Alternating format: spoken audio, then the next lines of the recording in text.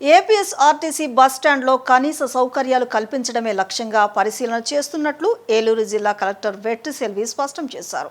Nuzvid bus stand నుంచి సుదీర్ఘ ప్రాంతాలకు వెళ్లే ప్రయాణికులకు ఎలాంటి ఇబ్బందులు కలగకుండా తగు జాగ్రత్తలు తీసుకోవాలని ఆర్టీసీ అధికారులకు ఆమె స్పష్టంగా ఆదేశాలు జారీ చేశారు.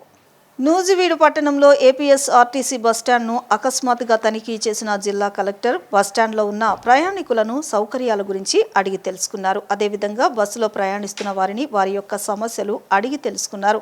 అనంతరం బస్టాండ్ మొత్తం కలియ తిరిగి బస్టాండ్లో అమ్ముతున్న వివిధ రకాల వస్తువులను, డేటా ఆఫ్ మ్యానుఫ్యాక్చరింగ్ స్టిక్కర్లను ఆమె పరిశీలించారు. బస్టాండ్ ప్రాంగణంలో టాయిలెట్స్ను ప్రాంగణం మొత్తం పరిశీలించి హైదరాబాద్ బుకింగ్ కౌంటర్ వద్ద కంప్యూటర్ పనిచేయకపోవడంపై ఆమె అసహనం వ్యక్తం చేశారు.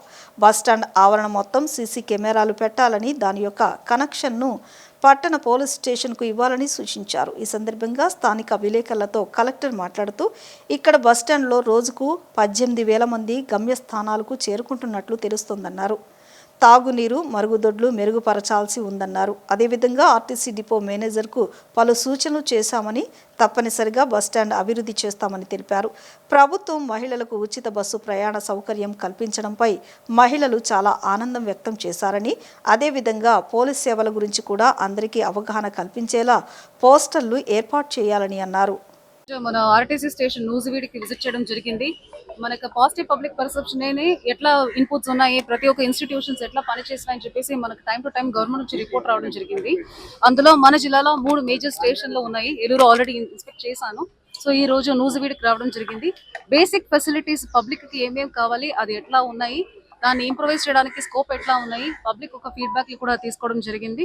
సో దాని వరకు ఇప్పుడు చూసుకుంటే అరౌండ్ 18,000 మెంబర్స్ ఒక రోజు మొత్తం ఫుట్ఫాల్ ఈ స్టేషన్లో ఉన్నాయి. కాబట్టి ఇమీడియట్గా మేము చేయవలసిన డ్రింకింగ్ వాటర్ కానీ, టాయిలెట్ ప్రపోజల్స్ కూడా ఉన్నది ఇప్పటికి సరిపోతుంది, కానీ ఇంకా మనకు స్కోప్ ఉన్నాయి. కాబట్టి కొత్త టాయిలెట్ ప్రపోజల్స్ కూడా చేయడం జరిగింది, చెప్పడం జరిగింది. అలాగే డ్రింకింగ్ వాటర్ ఫెసిలిటీస్ కూడా ఇంకా ఒక వారంలోనే RO ప్లాంట్లు కూడా ఇన్స్టాల్ చేస్తాము డోనర్ ద్వారా అని చెప్పేసి కూడా మన RMRTC చెప్పడం జరిగింది. అది కాకుండా పబ్లిక్ సేఫ్టీ కోసం కొన్ని సీసీ కెమెరాలు ఉన్నాయి, అవి రిపేర్ చేసుకోవడం అవసరం ఉంది. అది కూడా వాళ్ళకి ఇన్స్ట్రక్షన్స్ ఇవ్వడం జరిగింది. అది పోలీస్కి డైరెక్ట్గా కనెక్షన్ కూడా ఇవ్వమని చెప్పాము. Women help line, child help line చెప్పేసి మనకు జిల్లాలో మనకు ఆంధ్రప్రదేశ్ గవర్నమెంట్ కానీ సెంట్రల్ గవర్నమెంట్ కానీ ఒక నంబర్లు ఇచ్చి ఉన్నారు. 1098 అని చైల్డ్ హెల్ప్ లైన్, 181 అని ఉమెన్ హెల్ప్ లైన్. అది కాకుండా డొమెస్టిక్ వైలెన్స్, చైల్డ్ మ్యారేజ్ అలాంటి ఇన్పుట్స్ ఇక్కడ ఫుట్ఫాల్ ఎక్కువ ఉన్నాయి. కాబట్టి ఏదో తెలిసిన వాళ్ళు చూస్తే రేపు అవసరం ఉన్నప్పటికీ వాడుకుంటారు. సో అందువల్ల ఇలాంటి కామన్ పాయింట్స్ పెట్టమని కూడా చెప్పడం జరిగింది. అది కూడా తొందరగానే ఇన్స్టాల్ చేస్తామని చెప్పాము.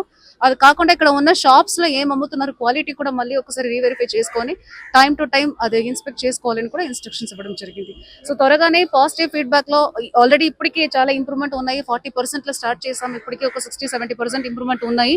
ఇంకా కొన్ని ఎక్కడెక్కడ గ్యాప్స్ ఉన్నాయి అవి అడ్రస్ చేసుకుంటామని మొన్న DRC మీటింగ్ లో కూడా మన ఆనరబుల్ హౌసింగ్ మినిస్టర్ గారు కూడా ఈ ఆర్టీసీ నూజివీడు కొంచెం చూడండి, బికాజ్ ర్యాంకింగ్ లో కూడా కొంచెం స్కోప్ లో ఉన్న ఇంప్రూవ్మెంట్ కి చెప్పడం జరిగింది. సో ఆదేశం మేరకు ఒకసారి ఇన్స్పెక్ట్ చేసుకొని వీళ్ళు చేసిన ప్లాన్ ఆఫ్ యాక్షన్ కరెక్ట్ అయినా ఇంప్రూవ్మెంట్ ఎట్లా చేయవచ్చు అని కూడా వాళ్ళకి గైడెన్స్ ఇవ్వడం జరిగింది.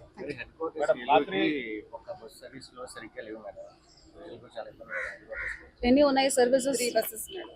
సో ఇప్పుడు మన సర్వీసెస్ ఫస్ట్ స్టేషన్ ఫెసిలిటీస్ చూస్తున్నాము. సర్వీసెస్ కావాలంటే ఇంకా అదనంగా బస్సెస్ కావాలి. సో దానికి కూడా ఆల్రెడీ గవర్నమెంట్ ఎస్టిమేషన్స్ ఎన్ని బస్సెస్ కావాలి, ఏ రూట్లో ఎక్కువ అడుగుతున్నారో కూడా మన డిపార్ట్మెంట్ పరంగా వాళ్ళు ఆల్రెడీ వర్కౌట్ చేసి పంపించడం జరిగింది. సో దాని వరకు ఏమైనా మనకు బస్సెస్ వస్తే మీరు చెప్పినట్టు ప్రియారిటీస్ చూసుకొని అక్కడ సర్వీసెస్ కూడా ఇవ్వడం జరుగుతుంది.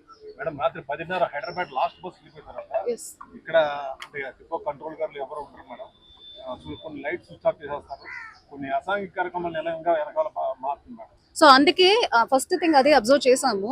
సో ఇప్పుడు మనిషి ఉండాలంటే మెయింటెనెన్స్ ఒకరు ఉంటే సరిపోతుంది, కానీ లైట్ ఎందుకు ఆఫ్ చేస్తున్నారంటే ఎలక్ట్రిసిటీ సేవింగ్స్ కావాలనేది కూడా కరెక్టే. దానికి బదులుగా మనం ఏం చేస్తామంటే police security, police control room కి డైరెక్ట్ గా CC కెమెరాలు మీరు చెప్పిన ఏ యాంగిల్ లో ఉన్నాయని కవరేజ్ చూసుకొని వాళ్ళకి లైవ్ లింక్లు ఇచ్చేసి మనం ఎవరో ఒకరు మెయింటైన్ చేస్తున్నారు అన్నది మనకు ఉంటుంది. కాబట్టి అది ఏర్పాటు చేస్తాం.